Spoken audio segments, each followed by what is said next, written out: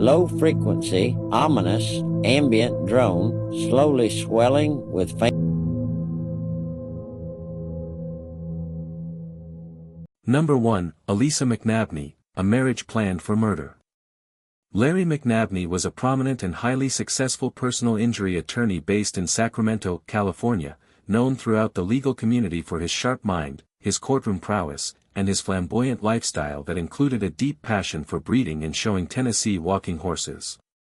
By the early 2000s, Larry was in his early 50s, living a life that many of his peers envied, attending equestrian events, winning significant settlements for his clients, and enjoying the financial fruits of decades of relentless work. However, behind the polished exterior of this accomplished lawyer was a man who was profoundly lonely and surprisingly vulnerable to manipulation, a weakness that would ultimately cost him his life. Elisa McNabney, whose birth name was actually Sarah Dutra, entered Larry's world posing as a sophisticated, horse-loving woman who seemed to perfectly understand and cater to his greatest passions. She presented herself as an experienced equestrian and a competent legal assistant, blending into his professional and personal life with a chameleon-like ease that completely masked her true intentions and her dark past. Larry, captivated by her attention and seemingly shared interests, hired her to work in his law office and quickly became romantically entangled with her, eventually marrying her in a ceremony that seemed to solidify their fairy tale romance. What Larry did not know, and what the investigation would later reveal in horrifying detail, was that Elisa was a deeply disturbed con artist who had been plotting to separate Larry from his money long before the wedding vows were ever exchanged. She systematically began to isolate him from his lifelong friends, his family, and his trusted business associates, using psychological manipulation to make Larry believe that she was the only person in the world who truly cared about him. As her control over his life tightened, she started forging his signature on checks, draining his substantial bank accounts, and secretly liquidating his valuable assets, including his prized horses, funneling the proceeds into hidden accounts she controlled. By the late summer of 2001, Larry had begun to realize the extent of the deception, discovering the financial ruin that Elisa had orchestrated behind his back. He confronted her about the missing money and made the decision to file for an annulment, a move that threatened to expose Elisa's elaborate web of fraud and strip her of the ill-gotten wealth she had accumulated. For Elisa, divorce or annulment was not an acceptable outcome, because it meant losing everything she had worked so meticulously to steal, but more importantly, it meant facing potential criminal charges for forgery and theft. She decided that the only way to secure her future and silence Larry permanently was to kill him, and she began researching methods of murder that would be difficult to detect by medical examiners and law enforcement. Elisa settled on a lethal cocktail of drugs, including a powerful horse tranquilizer and, most disturbingly, black widow spider venom, substances she had access to through her knowledge of the equestrian world. In early September 2001, while attending a horse show in Southern California, Elisa began secretly administering the poison to Larry, slipping it into his food and drinks over the course of several days. Larry began to exhibit severe neurological symptoms, including slurred speech, muscle weakness, and profound disorientation, but those around him initially attributed his condition to exhaustion and stress from the event. On September 10, 2001, Larry McNabney was found dead in a hotel room at the show grounds, and Elisa immediately sprang into action, posing as his grieving widow and telling elaborate, conflicting stories about his sudden demise to anyone who would listen. She then secretly transported his body across state lines, ultimately hiding it in a shallow grave in a remote vineyard in San Joaquin County, California, where it would remain undiscovered for months. During this time, Elisa continued to impersonate Larry, sending emails to his clients and associates to create the illusion that he was still alive and simply taking a prolonged break from his legal practice. She even went so far as to forge legal documents to sell his remaining property and cash in his life insurance policies, demonstrating a chilling level of calculation and deceit that stunned investigators once the full scope of her crimes became known. The disappearance of Larry McNabney eventually caught the attention of law enforcement when his friends and business partners grew suspicious of the contradictory stories Elisa was telling and the lack of any direct contact with Larry himself. Detectives began digging into Elisa's background, quickly discovering that her identity was entirely fabricated, and that the woman calling herself Elisa McNabney was actually Sarah Dutra, a woman with a history of fraud and deception. The breakthrough in the case came when an informant, a friend of Elisa's who had assisted in moving Larry's body, came forward to authorities in exchange for immunity, leading detectives directly to the shallow grave in the vineyard. An autopsy was performed on Larry's decomposed remains, and forensic pathologists were able to identify traces of the horse tranquilizer in his system, confirming the suspicions of foul play that had been building since the discovery of the body.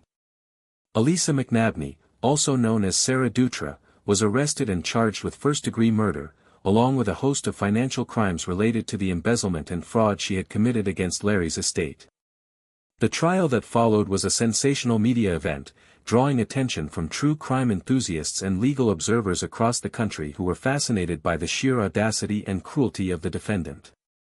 Prosecutors laid out a devastating case, presenting evidence of the forged checks, the hidden bank accounts, the stolen horses, and most importantly, the testimony of the informant who described in chilling detail how Elisa had poisoned Larry and orchestrated the cover-up of his murder.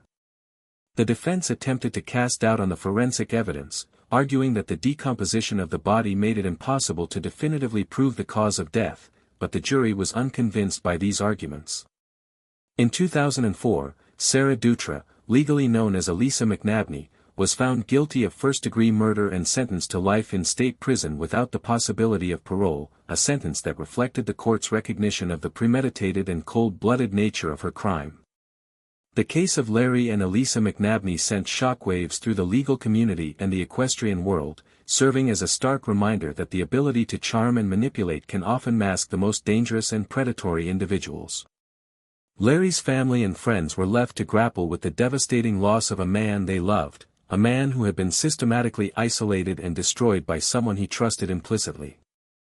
The broader implications of the case highlighted significant gaps in background checking procedures, as Elisa had been able to infiltrate Larry's life and business without raising any red flags despite her extensive history of fraudulent behavior. Today, Sarah Dutra remains behind bars, her name forever synonymous with one of the most twisted and calculated murders in California's criminal history, a case where the killer literally tried to become the victim by weaving a false narrative of grief and loss to cover her tracks, only to have the truth drag her into the light. The vineyard where Larry McNabney's body was found is no longer just a place where grapes grow, but a stark memorial to a life cut tragically short by a black widow in every sense of the word, a woman who wove a web of lies so intricate that it took the combined efforts of multiple law enforcement agencies to finally tear it apart and bring her to justice. Number 2, James Keown, a husband who played the victim to hide a horrific crime. James Keown was a man who desperately wanted the world to believe he was destined for greatness, a charismatic and seemingly ambitious individual who projected an image of success, intelligence, and upward mobility to everyone he encountered. Born and raised in the Midwest, James had spent his early adulthood chasing various dreams, from attempting to launch a career in radio broadcasting to pursuing business ventures that never quite materialized into the wealth and status he craved. By the time he reached his late 20s, James had reinvented himself yet again, this time setting his sights on the prestigious world of high finance and technology, eventually applying to and being accepted into the MBA program at Bentley College in Waltham, Massachusetts, a school known for placing its graduates in lucrative corporate positions. To the outside observer, James Keown was a driven student on the verge of a breakthrough, a devoted husband who had moved across the country with his wife to pursue the American dream. His wife, Julie Keown, was the true breadwinner of the family, a bright, hard-working pharmaceutical sales representative who had secured a high-paying position with a major drug company, providing the financial stability that allowed James to focus on his studies. Julie was beloved by her colleagues, her friends, and her family, known for her warm personality, her infectious laugh, and her genuine willingness to help others, qualities that made her the emotional anchor of her social circle. What very few people knew, however, was that behind the closed doors of their apartment in Waltham, the Keown's marriage was deeply troubled, plagued by James's mounting financial deceptions and his simmering resentment over his wife's success and his own perceived failures. James had been secretly bleeding Julie's savings dry, fabricating stories about business investments and tuition expenses while funneling the money into a black hole of personal spending and failed speculative schemes. As the financial noose tightened around his neck and Julie began asking increasingly difficult questions about where their money was going, James realized that his carefully constructed facade of respectability was on the verge of collapsing. Divorce would mean financial ruin, public humiliation, and the end of the luxurious lifestyle he felt he so richly deserved, a scenario that James found completely unacceptable.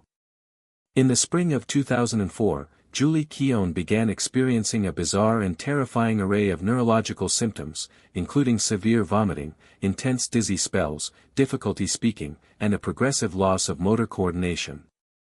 She visited multiple doctors and emergency rooms in the Boston area, undergoing a battery of tests that included MRIs, CT scans, and extensive blood work, but medical professionals were initially baffled by her condition, unable to pinpoint a clear cause for her rapid deterioration. Julie herself, trusting her husband implicitly, did not suspect for a moment that the man she had pledged her life to was the very person responsible for the agony she was enduring. Over the course of several months, James methodically and repeatedly poisoned his wife using ethylene glycol, the sweet-tasting but highly toxic chemical compound found in antifreeze, a substance he had researched extensively on the internet to understand its lethal properties and how it might evade detection in standard medical screenings. He would pour the antifreeze into her drinks, likely mixing it with Gatorade or juice to mask the slightly sweet taste, watching as the poison slowly destroyed her internal organs, particularly her kidneys and brain, causing a painful and protracted death that he coldly disguised as a mysterious illness. As Julie's condition worsened to the point where she could no longer care for herself, James took on the role of the distraught, endlessly devoted husband, updating friends and family on her condition through emails and phone calls that painted a picture of a man devastated by his wife's inexplicable sickness. He posted on internet forums seeking advice about her symptoms, carefully crafting his online persona to appear as a desperate spouse searching for answers, a calculated performance designed to deflect any suspicion away from himself. On September 8, 2004, Julie Keown died in a hospital in Waltham, her body finally succumbing to the massive internal damage caused by months of chronic antifreeze poisoning. The medical examiner who performed the autopsy noted the severe damage to her kidneys but initially left the precise cause of death open pending further toxicological testing, a standard procedure in cases involving unexplained deaths.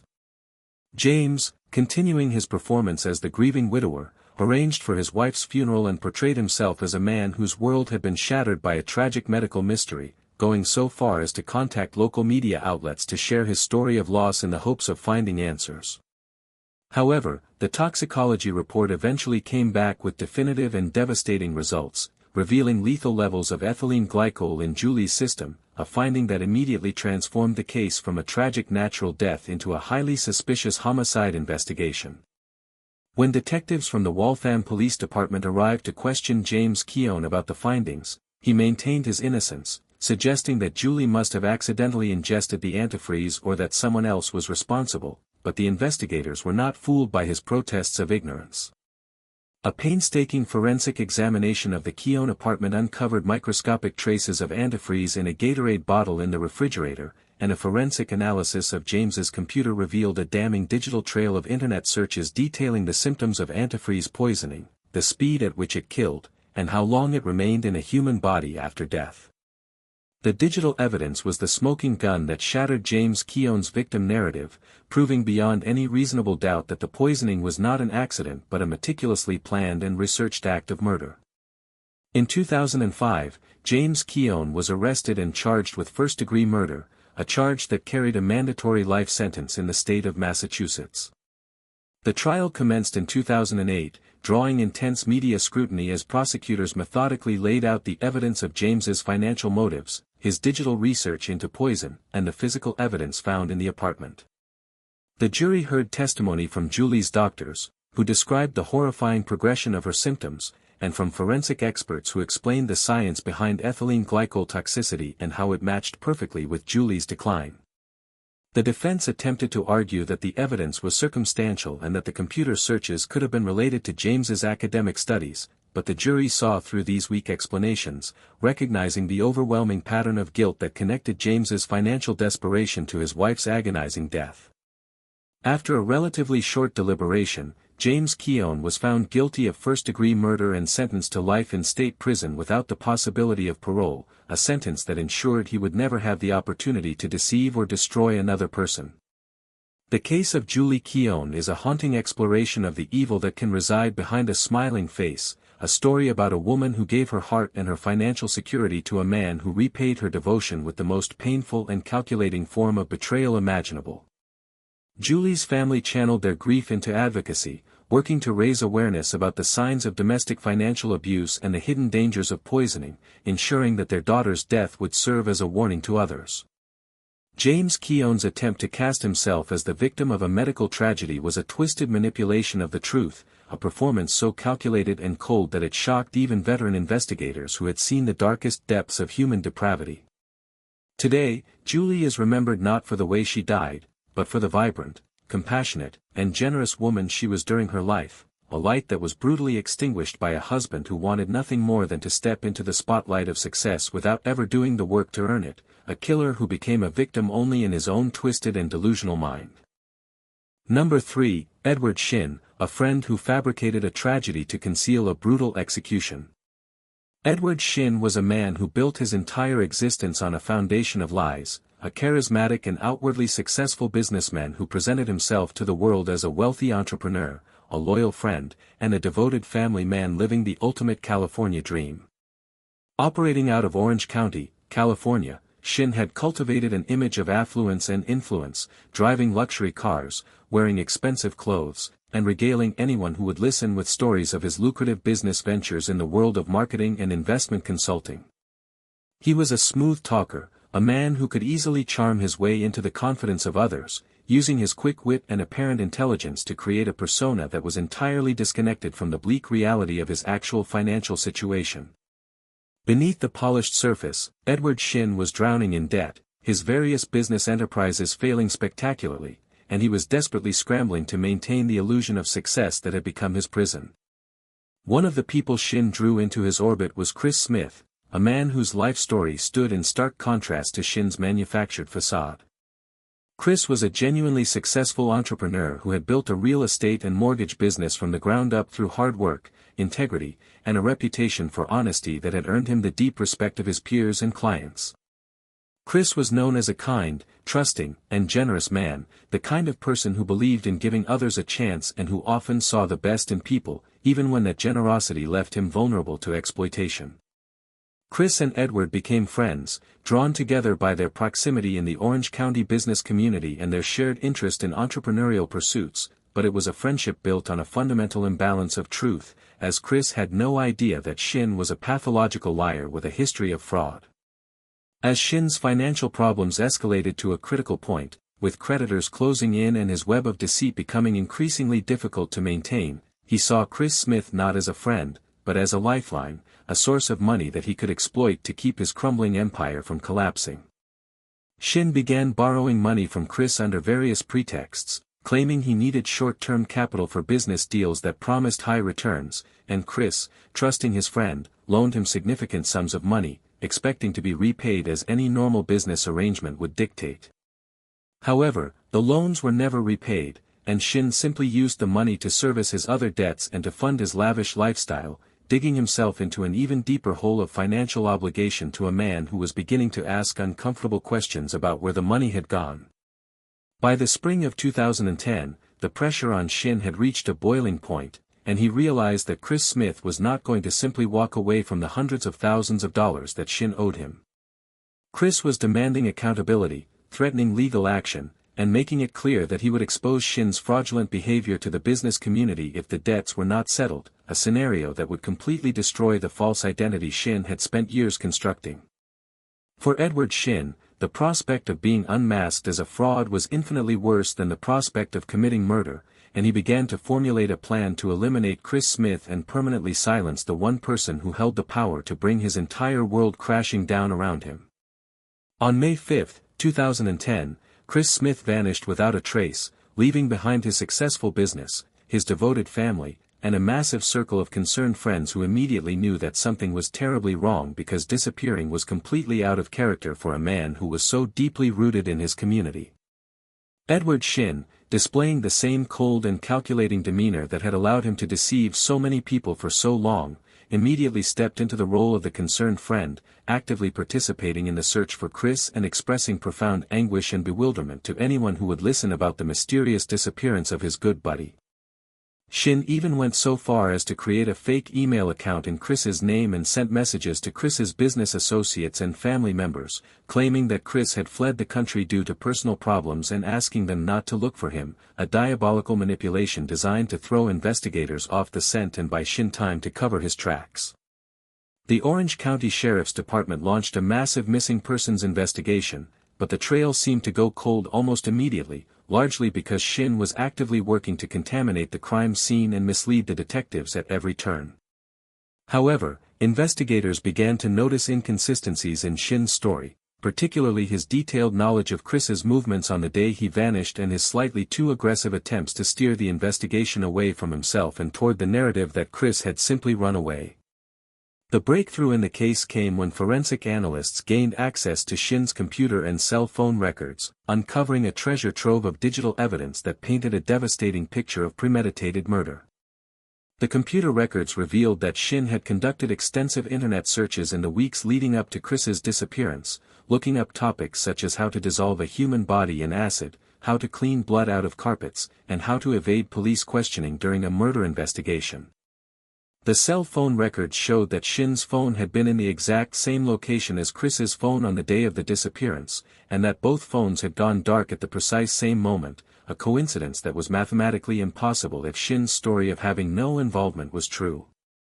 Armed with this overwhelming digital evidence, detectives confronted Edward Shin, but he continued to maintain his innocence, sticking to the narrative that Chris had left voluntarily and that he, Shin, was merely a loyal friend trying to help.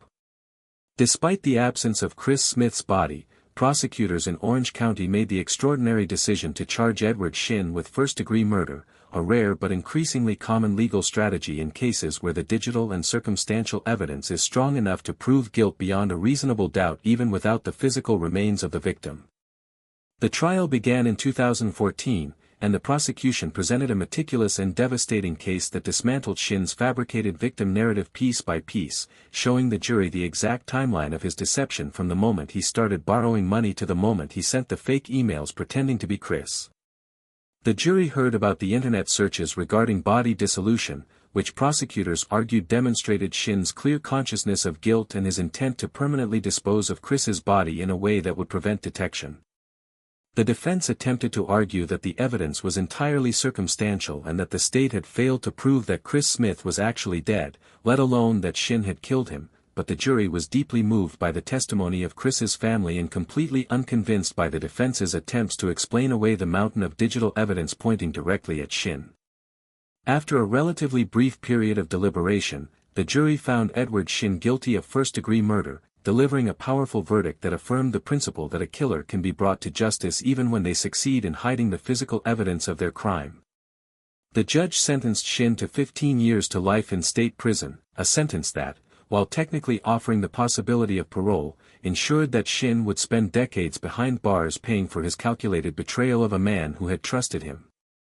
The case of Edward Shin and Chris Smith sent a powerful message to the Orange County business community and beyond, highlighting the critical importance of thorough background checks and the dangers of blindly trusting individuals whose claims of wealth and success cannot be independently verified.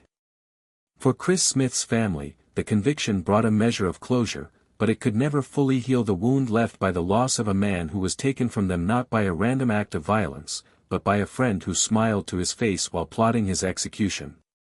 Edward Shin's attempt to become the victim in his own twisted narrative, casting himself as a misunderstood friend left behind by a companion who simply walked away, was a masterclass in sociopathic manipulation that ultimately failed under the weight of his own digital footprint, a permanent record of his darkest thoughts and most evil intentions that no amount of charm or deception could ever erase. Chris Smith's body has never been found, a haunting reality that serves as a grim reminder of the lengths to which killers like Edward Shin will go to conceal their crimes, but the conviction stands as a testament to the dedication of law enforcement and the power of forensic science to speak for the dead even when their voices have been silenced forever. Number 4, William Cochran, a man who turned a home into a stage for his own victimization. William Cochran was an individual who understood the power of perception, a man who carefully curated his outward appearance to project an image of stability, responsibility, and quiet devotion to the people living in his orbit.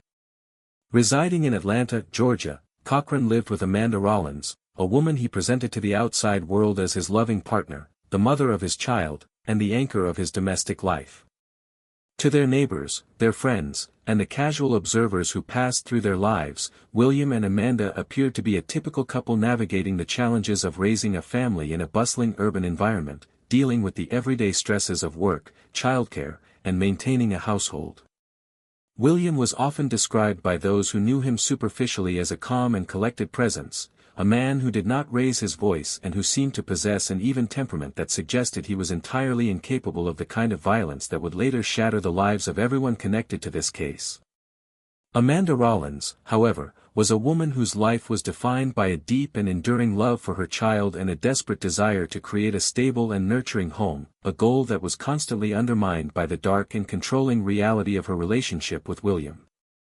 Behind the closed doors of their Atlanta home, the dynamic between William and Amanda was anything but the peaceful partnership that William projected to the world, as he exerted an increasingly suffocating level of control over Amanda's movements, her finances, and her social interactions, isolating her from the friends and family members who might have been able to offer her a way out of the toxic environment.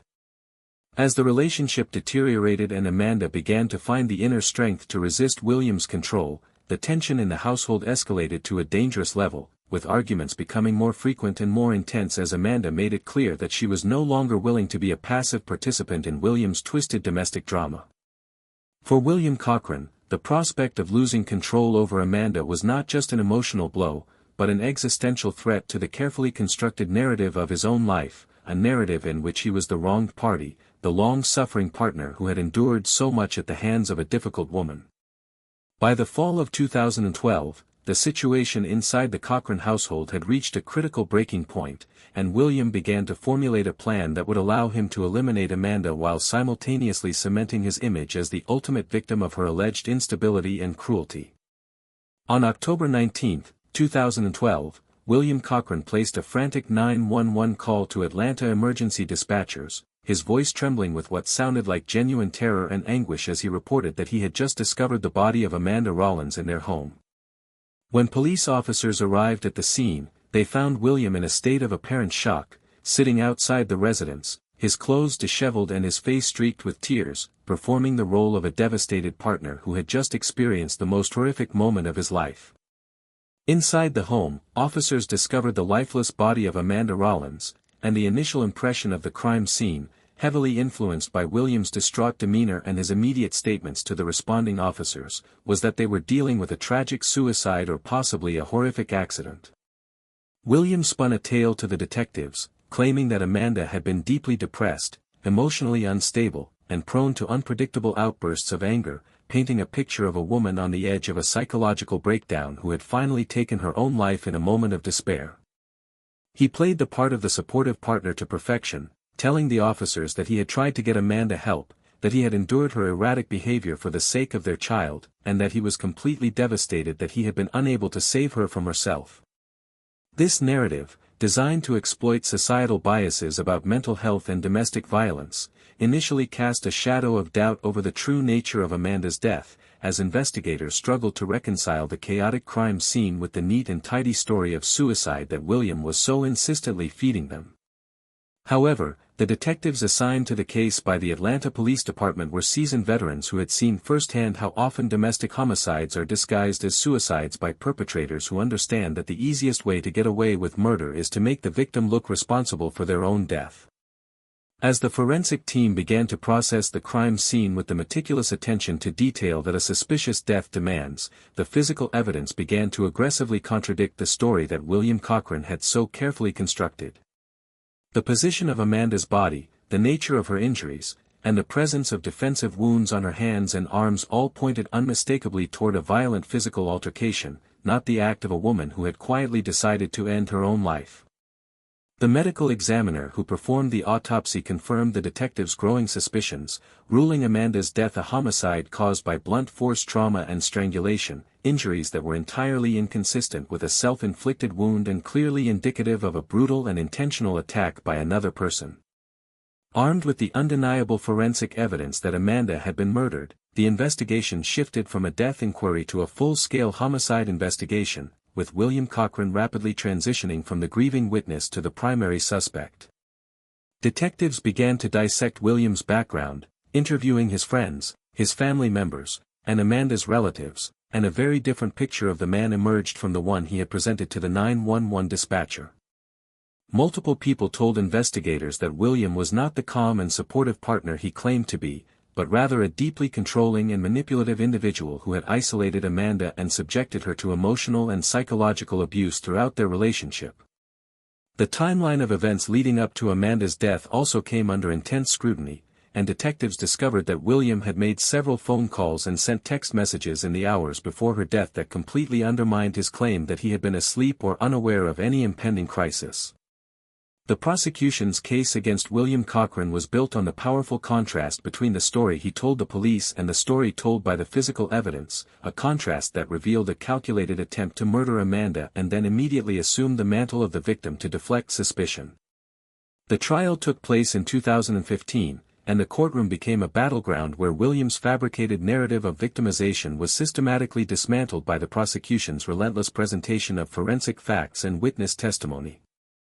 The jury heard from the medical examiner, who explained in graphic and irrefutable detail the specific mechanics of the trauma Amanda had suffered, leaving no room for reasonable doubt that she had been killed by another person in a violent struggle. They also heard from Amanda's family members, who provided heartbreaking testimony about the slow and deliberate isolation William had inflicted upon her, painting a portrait of a woman who was fighting to reclaim her life in the weeks and months before she was brutally silenced.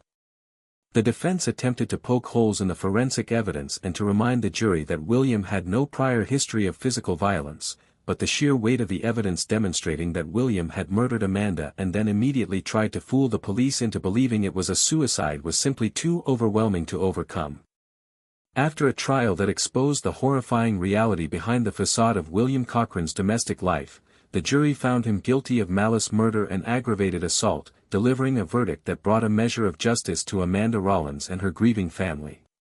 The judge sentenced William Cochran to life in state prison without the possibility of parole, ensuring that he would never have the opportunity to manipulate or harm another person for as long as he lived. The case of William Cochran and Amanda Rollins is a sobering reminder of the dangers of domestic abuse and the terrifying speed with which a controlling partner can transition from psychological manipulation to lethal violence. Amanda's family and friends were left to mourn the loss of a vibrant and loving woman whose life was stolen by a man who was so determined to avoid taking responsibility for his actions that he tried to rewrite the narrative of her death even as her blood was still drying on the floor. William Cochran's attempt to become the victim in this tragedy was a grotesque insult to Amanda's memory and a testament to the chilling sociopathy that allows killers to look law enforcement in the eye and lie without a flicker of remorse, a performance that ultimately failed because the truth, written in the physical evidence of Amanda's defensive wounds and the brutal nature of her injuries, refused to be silenced by his deceit. Number 5, Todd Kendhammer, a husband whose elaborate lie crumbled under forensic scrutiny. Todd Kendhammer was a man who lived a quiet and unassuming life in the small, close-knit community of West Salem, Wisconsin, a place where neighbors knew each other by name and where violent crime was something that happened in distant cities, not on the rural roads winding through the rolling hills of La Crosse County. Todd was known to his friends and neighbors as a reliable and hard-working individual, a guy who was always willing to lend a hand with a broken-down tractor or a home repair project, the kind of person who blended seamlessly into the background fabric of small-town American life. He was married to Barbara Kendhammer, a woman who was deeply loved by everyone who knew her, a dedicated mother, a devout member of her church community, and a warm and generous spirit who devoted her life to caring for her family and uplifting those around her. To the outside observer, the Kendhammer marriage appeared to be a stable and enduring partnership, a decades-long bond that had weathered the normal ups and downs of life in rural Wisconsin and emerged stronger for the struggle. However, Beneath the placid surface of their domestic existence, dynamics were at play that would ultimately culminate in one of the most shocking and confusing criminal cases in the state's recent history, a case that would tear the community apart and force people to confront the terrifying reality that evil can flourish in the most ordinary of places. On the morning of September 16, 2016, Todd Kendhammer called 911 to report a horrific accident, his voice frantic and desperate as he told the dispatcher that he and his wife Barbara had been driving on a rural road near their home when a sudden and catastrophic event had occurred. Todd claimed that as he was driving, a large metal pipe, specifically a length of steel well casing, had somehow fallen off a passing truck and crashed through the windshield of his vehicle, striking Barbara in the head and causing catastrophic injuries that left her fighting for her life. When emergency responders arrived at the scene, they found Barbara Kendhammer unconscious and bleeding severely in the passenger seat of the couple's SUV, with a heavy steel pipe resting inside the vehicle, exactly where Todd said it would be. Todd himself had only minor injuries, a fact that seemed consistent with his story of being the driver who had miraculously escaped the devastating impact of the flying debris. Barbara was rushed to a local hospital and then airlifted to a larger trauma center in Minnesota, but despite the heroic efforts of the medical team, she succumbed to her severe head injuries and was pronounced dead, leaving the community of West Salem in a state of stunned grief and disbelief.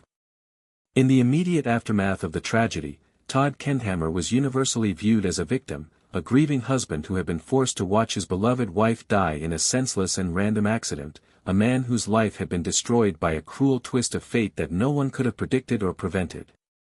Todd played the role of the devastated widower to perfection, leaning on his family and friends for support, speaking tearfully to local news reporters about the horror of that morning, and begging the public for any information about the mysterious truck that had allegedly dropped the deadly pipe onto the road. The La Crosse County Sheriff's Office launched an investigation into the incident, initially treating it as a fatal traffic accident, but as detectives began to meticulously examine the physical evidence recovered from the scene, troubling inconsistencies began to emerge that contradicted the neat and tidy narrative Todd had presented to the authorities. The first and most glaring problem with Todd's story was the complete absence of any physical evidence on the road itself that would support the claim that a truck had dropped a pipe. There were no skid marks from a heavy vehicle braking suddenly, no paint transfers from a truck bed, no dents or scratches on the road surface consistent with a heavy steel object impacting the pavement at speed, and despite an extensive public appeal, no witness ever came forward to say they had seen a truck carrying pipes on that road at that time. Furthermore, an exhaustive search of the surrounding area, including reviewing traffic camera footage from nearby intersections, failed to produce any evidence of the phantom truck that Todd claimed was responsible for his wife's death. As the traffic accident theory began to collapse under the weight of these inconvenient facts, the focus of the investigation shifted, and detectives began to look very closely at the condition of the vehicle itself and the nature of Barbara's injuries. Forensic experts from the Wisconsin State Crime Laboratory were brought in to conduct a detailed analysis of the SUV, and what they found was devastating to Todd's story. The damage to the windshield and the roof of the vehicle was not consistent with an object striking the car from the outside at highway speed, but rather bore the unmistakable characteristics of an impact from the inside out, suggesting that the pipe had been inside the vehicle at the time it made contact with Barbara. The blood spatter patterns on the interior of the car also told a story that directly contradicted Todd's account, indicating that the fatal blow had been delivered in a very specific manner that was physically impossible if the pipe had come through the windshield as he described. The medical examiner's report added another layer of damning evidence, revealing that the nature and angle of Barbara's skull fractures were inconsistent with a flying object striking her from the front, but were entirely consistent with a blow delivered by someone standing or sitting in close proximity to her within the confined space of the vehicle. Faced with this overwhelming body of forensic evidence that systematically dismantled his fabricated story of an accident, Todd Kendhammer's narrative of victimization began to unravel, and the true nature of the tragedy became horrifyingly clear. Detectives confronted Todd with the forensic findings, and while he continued to maintain his innocence, his explanations for the physical evidence became increasingly convoluted and impossible to believe, revealing a man who was desperately trying to hold together a lie that the science had already conclusively disproven. In 2018, nearly 2 years after Barbara's death, Todd Kendhammer was arrested and charged with first-degree intentional homicide, a charge that sent a fresh wave of shock and disbelief through the community of West Salem, where many people had steadfastly believed his story and had considered him a grieving victim. The trial that followed was a fascinating and disturbing exploration of the power of forensic science to cut through even the most persuasive and emotionally resonant lies, as the prosecution methodically laid out the physical evidence that proved beyond any reasonable doubt that Barbara Kendhammer had been murdered by her husband, not killed by a falling pipe. The defense attempted to cast doubt on the forensic analysis, suggesting that the experts had misinterpreted the evidence and that the accident scenario was still plausible, but the jury, presented with a mountain of scientific data that all pointed in the exact same direction, was not persuaded. After deliberating, the jury found Todd Kendhammer guilty of first-degree intentional homicide, delivering a verdict that brought a sense of grim closure to Barbara's family and to the community that had been so deeply fractured by the case. The judge sentenced Todd to life in state prison with eligibility for parole after 30 years, a sentence that reflected the severity of his crime while acknowledging the complex and confusing nature of a case where the killer had gone to extraordinary lengths to create a false reality. The case of Todd and Barbara Kendhammer is a profound testament to the fact that the most dangerous liars are often the ones who seem the most ordinary and trustworthy, individuals who use the camouflage of normalcy to conceal the darkest of intentions. Todd's attempt to transform himself from a murderer into a victim of random chance was a meticulously planned deception that required him to remain calm and composed in the face of unimaginable horror, a performance that fooled almost everyone in his life for a critical period of time. Today, Barbara Kendhammer is remembered in West Salem as a woman of extraordinary kindness and faith, a light that was brutally extinguished not by a random act of fate, but by the person she trusted most in the world, a husband who decided that the only way out of his problems was to manufacture a tragedy and blame it on the wind, the road, and a phantom truck that never existed. The forensic science that brought Todd Kendhammer to justice stands as a beacon of truth in a case defined by lies, proving that while a killer can manipulate emotions and perceptions, they cannot manipulate the laws of physics, and the truth, no matter how deeply it is buried under a mountain of deceit, will eventually find its way to the surface. Number 6, Carl Carlson, a father who collected insurance on the bodies of his own family. Carl Carlson is a name that sends a chill through the spine of anyone familiar with the annals of American true crime, a man who stands as one of the most patient, calculating, and thoroughly evil serial killers in modern history, a predator whose weapon of choice was not a knife or a gun, but time itself. Carl was a man who understood a dark and terrible truth about human psychology, which is that the further away in time a crime occurs from the moment it is discovered, the harder it is for investigators to connect the dots and build a case that will hold up in a court of law. He lived a seemingly quiet and unremarkable life, moving between rural communities in California and New York, working various manual labor jobs, and presenting himself to his neighbors as a rough around the edges but fundamentally harmless father who was doing his best to raise his family after a series of personal tragedies. Carl was married twice, and both of his marriages ended in the death of his spouse under circumstances that, in isolation, seemed tragic but entirely explainable, accidents that were attributed to bad luck, poor judgment, or the inherent dangers of rural living. It was only when investigators from two different states, separated by thousands of miles and nearly 2 decades of time, finally sat down and compared notes that the horrifying pattern of Carl Carlson's life became clear, a pattern that revealed a man who had systematically murdered the people closest to him for financial gain and then hidden behind a mask of grieving victimhood for years, sometimes decades, before the truth caught up with him. The first known chapter in Carl's deadly saga began in 1991 in Central California, where he was living with his wife, Christina Carlson, and their 3 young children. Christina was a vibrant and loving mother who, according to friends and family, had been growing increasingly unhappy in her marriage to Carl, who was known to be controlling, emotionally distant, and prone to sudden bursts of anger that left those around him walking on eggshells. On December 20, 1991, a fire broke out in the Carlson home, a devastating blaze that engulfed the structure and resulted in the death of Christina, who was trapped inside the burning building. Carl managed to escape the fire along with the couple's 3 children, and he immediately told investigators a story that seemed to make sense given the chaotic and terrifying nature of house fires, claiming that an oil heater in the home had malfunctioned and sparked the blaze, a tragically common occurrence in older rural homes during the cold winter months. The local fire department investigated the scene and, working with the technology and investigative protocols available in the early 1990s, ultimately concluded that the fire was accidental, a finding that allowed Carl to collect on a substantial life insurance policy he had taken out on Christina's life just a short time before the fire. For nearly 20 years, Carl Carlson lived with the secret of Christina's death, moving his family across the country, starting new relationships, and continuing to present himself as a man who had suffered a terrible loss but who had managed to rebuild his life through sheer resilience and hard work. However, the evil that had driven Carl to murder his first wife was not a one-time impulse, but a permanent and defining feature of his character, a darkness that would emerge again with devastating consequences when he felt financially cornered. In the early 2000s, Carl was living in Seneca County, New York, with his oldest son, Levi Carlson, a young man who had grown up in the shadow of his mother's tragic death and who had maintained a relationship with his father despite the emotional distance that had always characterized their bond. Levi was a hard-working young man who was involved in the family business of buying, restoring, and selling classic cars and farm equipment, a business that he and his father operated together on a rural property in the Finger Lakes region. Carl had taken out a substantial life insurance policy on Levi's life, a fact that the young man may or may not have been aware of, but that would ultimately prove to be the primary motive for the second murder Carl would commit.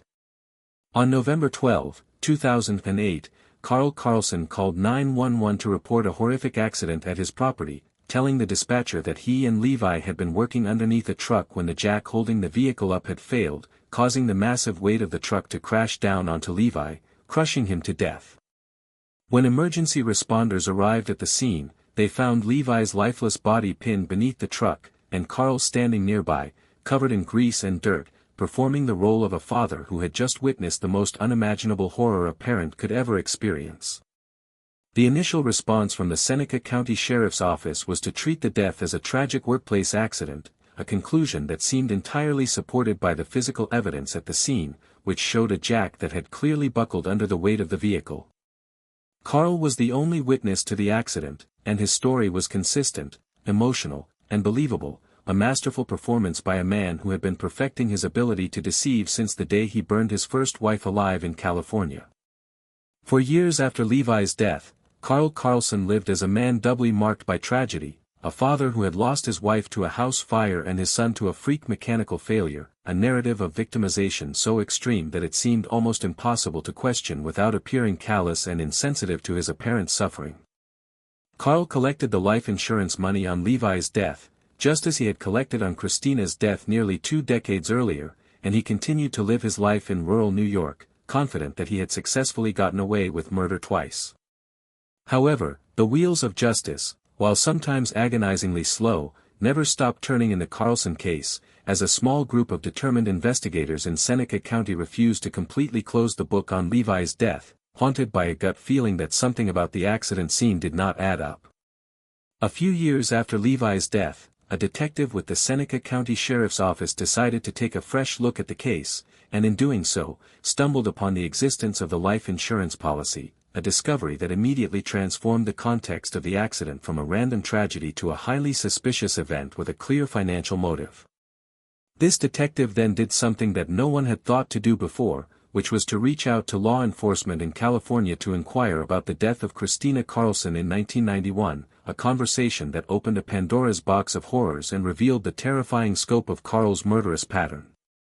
When investigators in California learned that Carl's son had died in a similar manner, under similarly suspicious circumstances, with a life insurance policy involved, they decided to reopen the investigation into Christina's death, applying modern forensic fire investigation techniques to the evidence that had been preserved from the 1991 blaze. The results of the re-examination were stunning, as modern experts concluded that the fire that killed Christina had been deliberately set, a finding that directly contradicted the original accidental cause determination and pointed unequivocally toward Carl Carlson as the perpetrator of an act of arson and murder.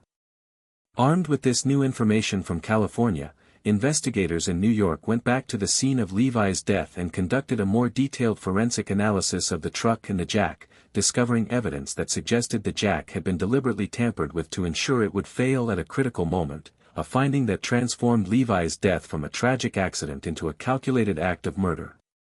In 2012, more than 20 years after he murdered his wife and 4 years after he murdered his son, Carl Carlson was arrested and charged with the murder of Levi Carlson, a charge that marked the beginning of the end of his decades-long reign of terror. The trial that followed was a gripping and emotionally wrenching affair, as prosecutors laid out the chilling timeline of Carl's crimes, showing the jury how he had methodically planned and executed the murders of 2 people who trusted him implicitly, all for the purpose of collecting life insurance money. The jury heard testimony from forensic experts who explained the mechanics of the fire that killed Christina and the tampered jack that killed Levi, and they heard from family members who described the emotional abuse and control that Carl had exerted over his loved ones for decades. Faced with the overwhelming weight of the evidence against him, Carl Carlson eventually pled guilty to second-degree murder in the death of his son, accepting a sentence of 15 years to life in state prison as part of a plea agreement that spared him from a potentially longer sentence if convicted at trial. The plea deal did not include charges related to Christina's death, a painful reality for her family, but it ensured that Carl Carlson would spend the rest of his natural life behind bars, removed from society forever. The case of Carl Carlson is a masterclass in the psychology of the patient killer, a man who understood that the best way to get away with murder is to make it look like an accident and then wait for the world to forget, a strategy that very nearly succeeded. His ability to transform himself into a double victim. A man who had lost his wife and his son to random tragedies, was a grotesque manipulation of human empathy and trust that allowed him to hide in plain sight for 2 decades. Today, Carl Carlson remains incarcerated in the New York State prison system, a place where the slow passage of time that he once used as a weapon against his victims now serves as the instrument of his punishment, a daily reminder that the truth, no matter how deeply it is buried, has a way of clawing its way back to the surface to demand justice for the dead. The lives of Christina and Levi Carlson were stolen not in a moment of passion, but through years of cold and calculated planning, a horrifying reality that serves as a warning to anyone who believes that the passage of time can heal all wounds or erase all sins, because for the families of Carl Carlson's victims, time only brought the slow and agonizing revelation of the truth, a truth that was more twisted and evil than anything they could have ever imagined. Number 7, Mark Hacking, a husband who murdered his pregnant wife and then played the part of a desperate victim. Mark Hacking was a man who lived entirely in the gaps between who he was and who he desperately wanted the world to believe he was, a chasm of deceit so vast and so deeply ingrained in his psychological makeup that it eventually consumed everything and everyone around him. Born and raised in a prominent and deeply respected family within the Latter-day Saint community in Utah, Mark was surrounded by an environment that placed an enormous premium on achievement, education, service, and moral integrity, values that his siblings seemed to embody effortlessly as they went on to become doctors, lawyers, and respected professionals. Mark, however, was haunted by a profound sense of inadequacy that began in his childhood and followed him into adulthood, a persistent feeling that he was somehow fundamentally flawed and incapable of living up to the high expectations that were implicitly placed upon him by his family, his faith, and his community. Instead of facing his shortcomings and working to overcome them through honest effort, Mark chose a different path, a dark and destructive path of total fabrication, building an elaborate fictional persona that was designed to project the exact image of success and respectability that he felt he lacked in reality. For years, Mark Hacking lied to everyone in his life about virtually every aspect of his existence, telling his parents, his siblings, his friends, and most importantly, his wife, Lori, that he had earned a bachelor's degree from the University of Utah, a claim that was completely and utterly false. He further compounded this foundational lie by telling people that he had been accepted into a prestigious medical school in North Carolina, a lie that required him to fabricate an entire universe of fake details, including a fictional moving timeline, fake acceptance letters, and an intricate web of daily deceptions designed to maintain the illusion that he was on the verge of becoming a doctor. To pull off this extraordinary charade, Mark would leave his house every morning dressed in clothes that suggested he was going to classes or studying at a library, when in reality he was spending his days doing absolutely nothing of value, wandering around town, sleeping in his car, or playing video games, living a phantom existence that was the exact opposite of the life he claimed to be leading. Lori Hacking, Mark's wife, was a woman of genuine warmth, intelligence, and deep compassion, a woman who loved Mark with a fierce and unconditional devotion that made her the most tragic of victims, because her love was based on a version of her husband that did not actually exist. Lori was pregnant with the couple's first child at the time of her murder, a fact that makes the enormity of Mark's betrayal almost impossible to comprehend, as she was eagerly anticipating the birth of their son, setting up a nursery, and dreaming of the future she believed they were building together in North Carolina.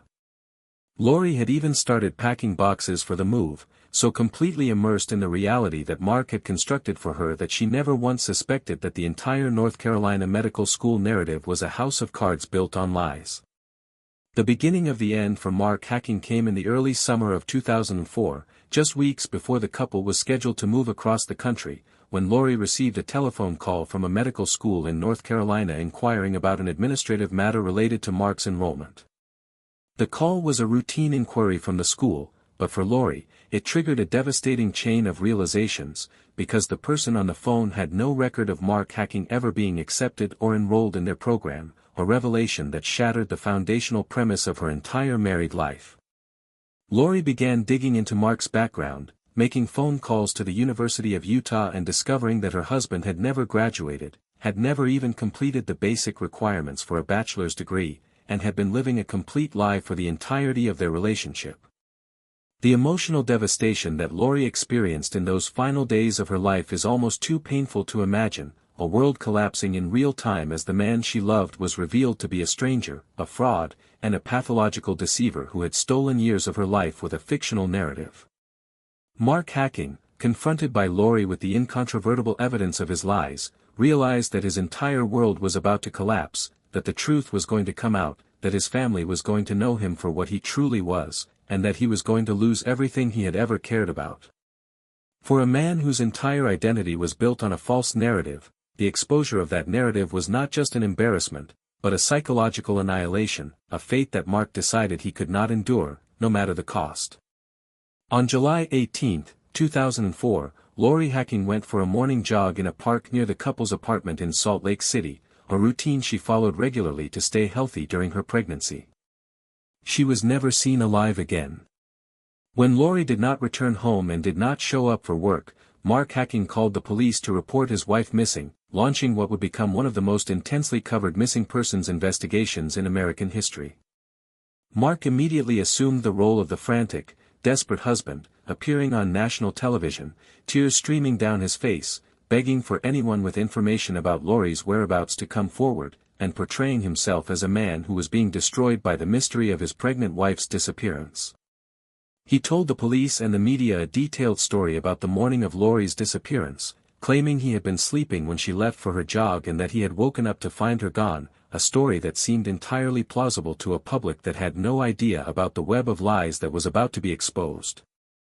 However, the intense media scrutiny and the relentless investigative work of the Salt Lake City Police Department quickly began to peel back the layers of Mark's deception, starting with the revelation of the educational lies, which were exposed by Lori's family shortly after her disappearance when they discovered the truth she had uncovered just before she vanished. The exposure of the educational fraud completely transformed the public perception of Mark Hacking, shifting him overnight from a grieving victim to the prime suspect in his wife's disappearance, as the public and the police realized that a man capable of maintaining such an elaborate and long-term lie was capable of absolutely anything.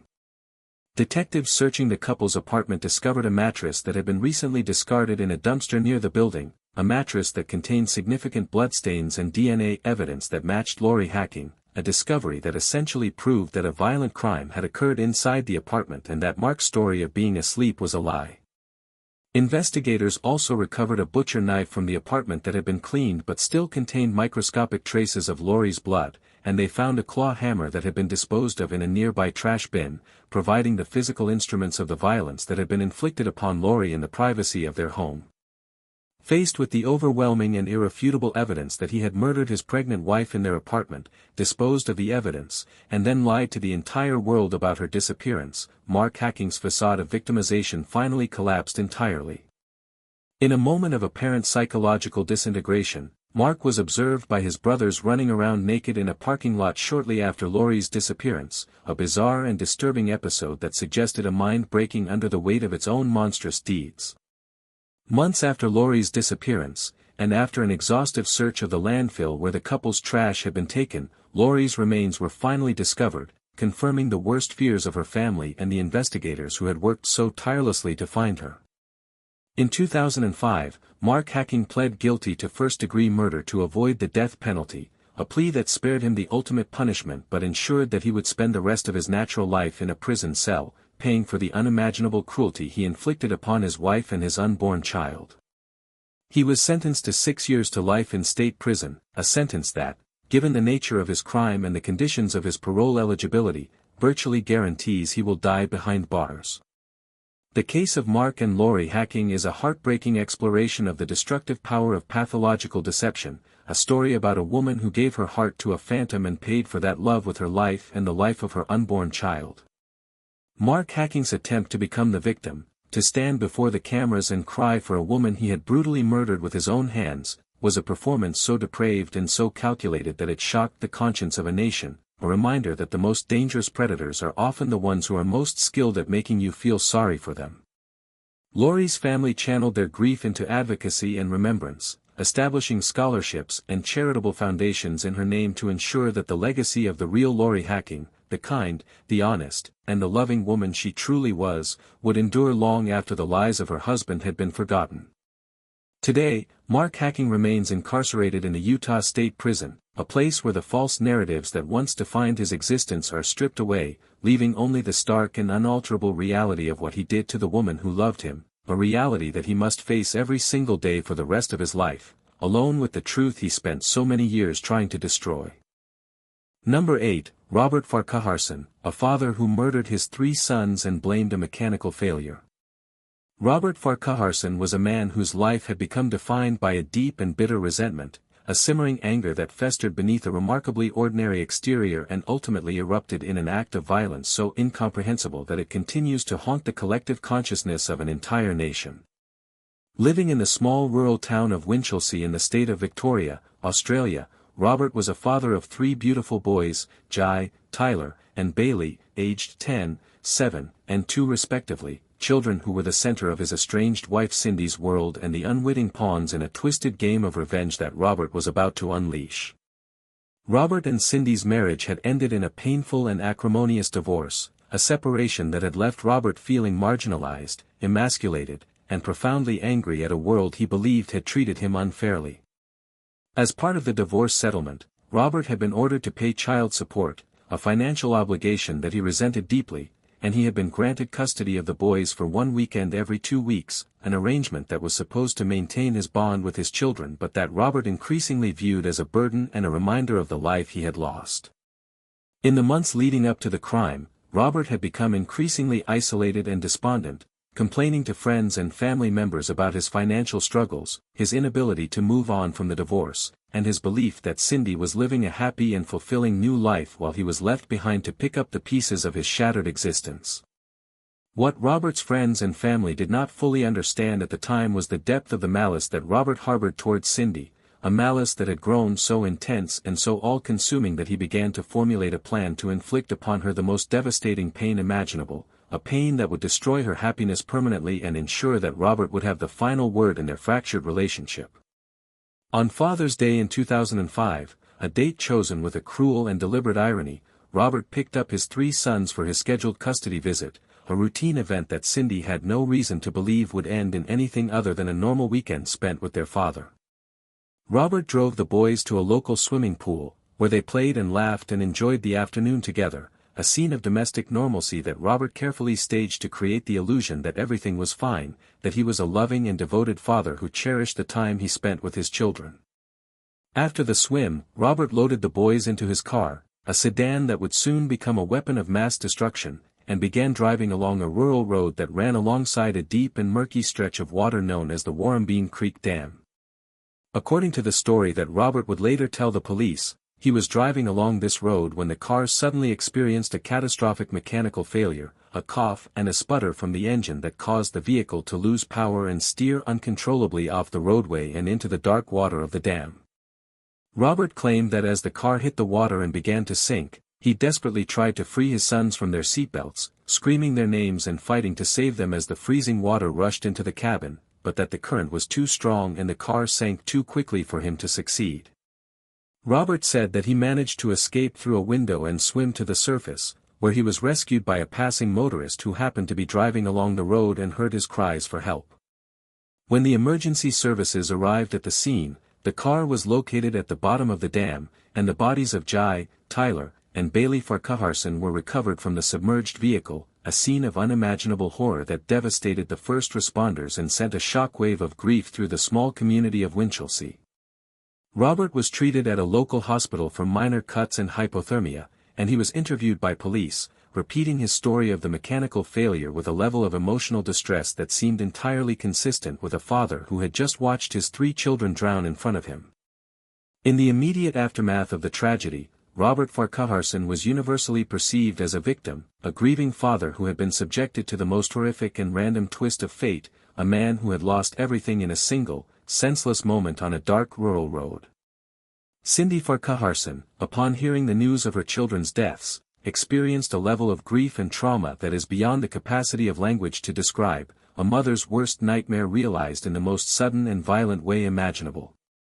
However, as the Victoria Police began their investigation into the crash, a team of highly skilled forensic crash reconstruction experts and mechanical engineers were brought in to examine Robert's car and the crash scene with the meticulous attention to detail that a triple fatality demands. The forensic examination of the vehicle produced findings that were absolutely devastating to Robert's story of an accidental mechanical failure. The mechanics who dissected the car's engine and fuel system found absolutely no evidence of any malfunction that could have caused the vehicle to lose power or steer off the road, a finding that directly contradicted the foundational claim of Robert's entire narrative. The fuel system was intact, the ignition was functioning perfectly, and there was no mechanical reason whatsoever for the car to have left the roadway at the point where it entered the dam. Furthermore, the forensic analysis of the tire tracks left on the road surface revealed something even more chilling, which was that the car had not drifted or sputtered off the road as Robert had described, but had been driven in a smooth, deliberate, and intentional arc directly off the roadway and into the water, a trajectory that was physically impossible to achieve in a vehicle experiencing a sudden loss of power. The investigation also uncovered a critical piece of evidence that shattered any remaining illusion of Robert's victimhood, which was a series of interviews he had given to a local journalist just weeks before the murders, in which he had made cryptic and deeply disturbing comments about his feelings towards Cindy and his belief that she did not understand the depth of his pain.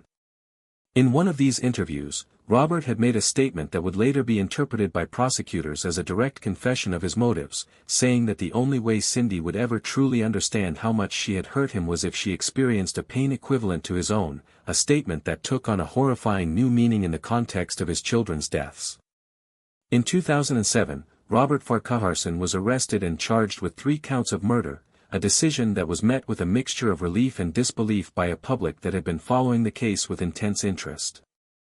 The first trial in 2007 resulted in a guilty verdict, but the conviction was overturned on appeal due to a technical issue with the jury's deliberation process, a devastating setback for Cindy and the prosecution team that forced a retrial. The retrial took place in 2010, and the prosecution presented an even more refined and devastating case, walking the jury through the forensic evidence, the mechanical analysis, and the chilling interviews that demonstrated Robert's motive and intent with absolute clarity. The defense argued that the forensic evidence was not infallible and that the crash could still have been an accident, but the jury, after hearing weeks of meticulously presented scientific evidence, was unconvinced. Robert Farquharson was found guilty of 3 counts of murder and sentenced to life in prison with a minimum non-parole period of 33 years, a sentence that reflected the court's recognition of the calculated and premeditated nature of his crimes. The case of Robert Farquharson is a harrowing exploration of the ultimate act of paternal betrayal, a father who used his own children as instruments of revenge against the woman who had left him, a crime so profound in its cruelty that it defies rational comprehension. Robert's attempt to become the victim, to cloak himself in the sympathy generated by the loss of his children, was a manipulation of human empathy so extreme that it required a massive and painstaking forensic investigation to unravel, a process that took years and subjected Cindy Farquharson to the additional torture of a retrial. Cindy Farquharson has shown extraordinary courage and resilience in the years since her sons were murdered, speaking publicly about her loss and advocating for changes in the family court system to better protect children from parents who exhibit signs of controlling and vindictive behavior. Today, Robert Farquharson remains incarcerated in the Australian prison system, serving a sentence that will almost certainly keep him behind bars until the end of his natural life, a punishment that, while severe, can never bring back the 3 beautiful boys whose lives were stolen by a father who was supposed to protect them.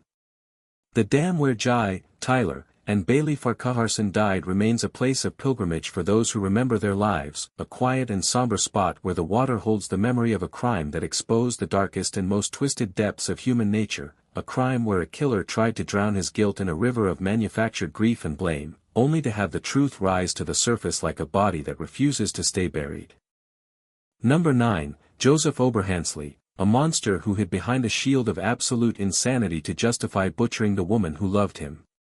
Joseph Oberhansley is a name that evokes a visceral sense of horror and revulsion among those who are familiar with the details of his crimes, a man whose mind descended into such a profound and terrifying abyss of violence and depravity that even seasoned homicide investigators and veteran forensic pathologists were left shaken by the sheer brutality of what he inflicted upon another human being. Born into a deeply troubled and dysfunctional environment in the American Midwest, Joseph's early life was marked by severe abuse, neglect, and exposure to violence at an age when most children are learning to read and tie their shoes, experiences that undeniably shaped the architecture of his psyche but that in no way excuse or mitigate the monstrous choices he would make as an adult.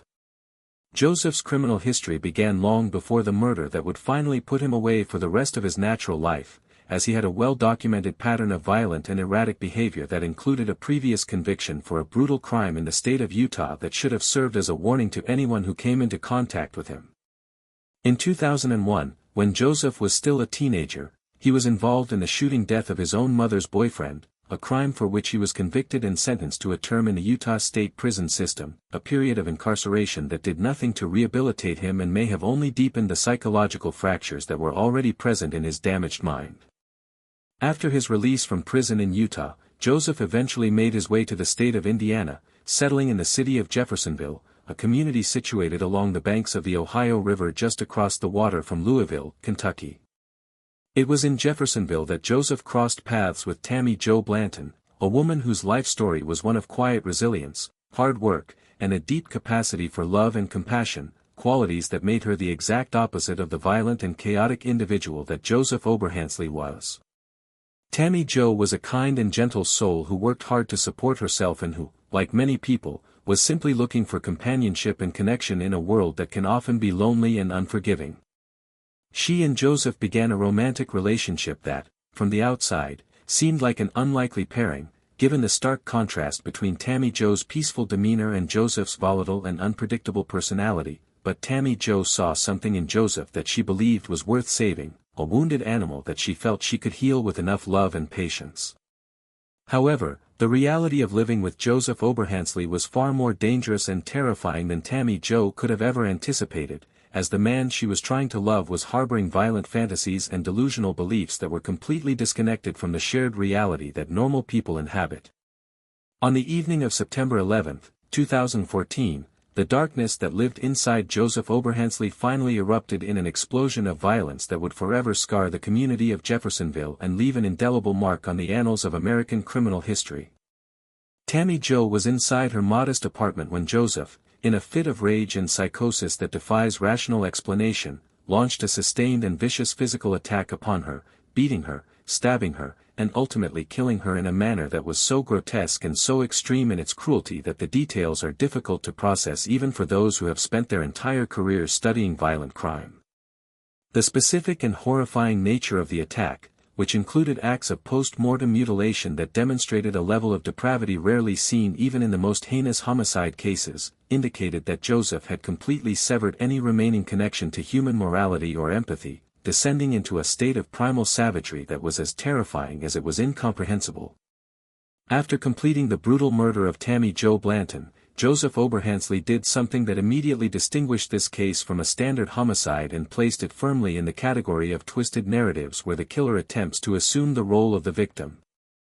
When police officers arrived at Tammy Jo's apartment in response to a concerned call from a neighbor or family member who had been unable to reach her, they found Joseph inside the residence, and he was not trying to flee or hide, but was instead calmly sitting in the blood-soaked apartment, waiting for the authorities to arrive.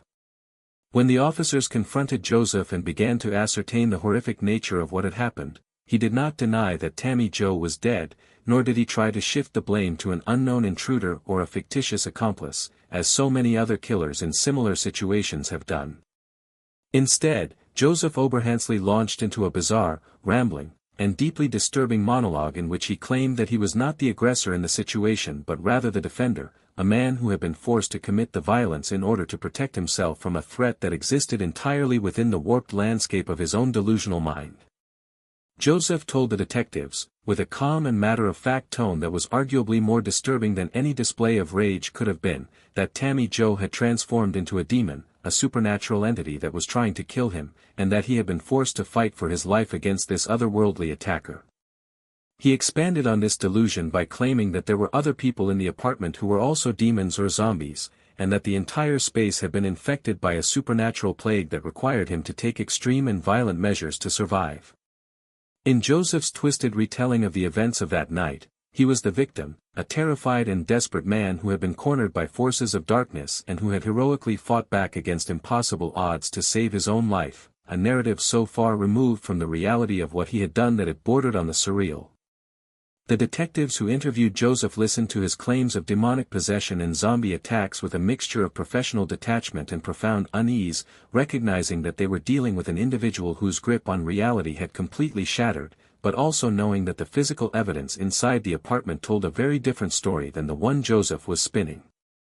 The crime scene inside Tammy Jo's apartment was a vision of absolute horror, with blood covering the walls, the floor, and the furniture, and the condition of Tammy Jo's body telling a story of sustained, brutal, and intentional violence that was entirely inconsistent with an act of self-defense against a supernatural attacker.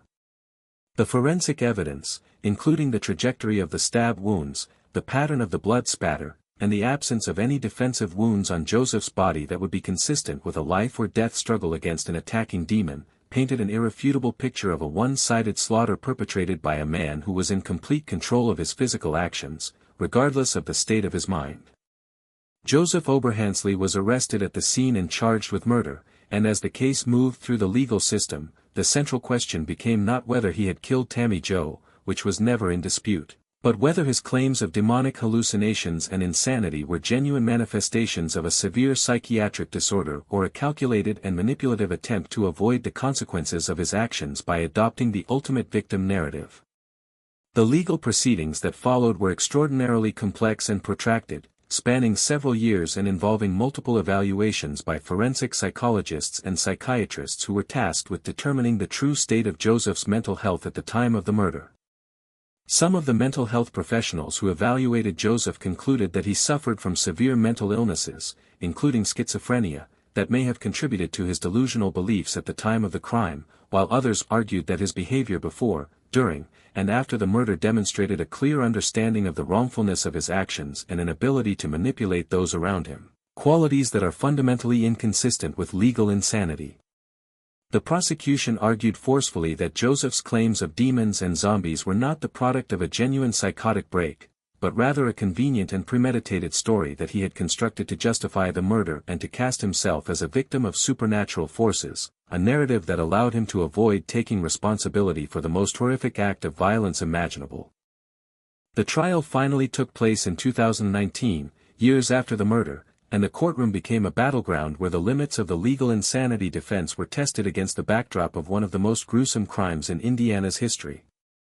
The jury heard graphic testimony about the crime scene and the condition of Tammy Jo's body, testimony that left even the most hardened courtroom observers struggling to maintain their composure. They also heard from the mental health experts who offered conflicting opinions about Joseph's sanity, creating a complex puzzle that the jury had to solve in order to reach a verdict. After careful deliberation, the jury rejected Joseph Oberhansley's claim of insanity and found him guilty of murder and burglary, delivering a verdict that affirmed the prosecution's argument that Joseph was a calculating and violent predator who had tried to hide behind a shield of fabricated madness to escape justice.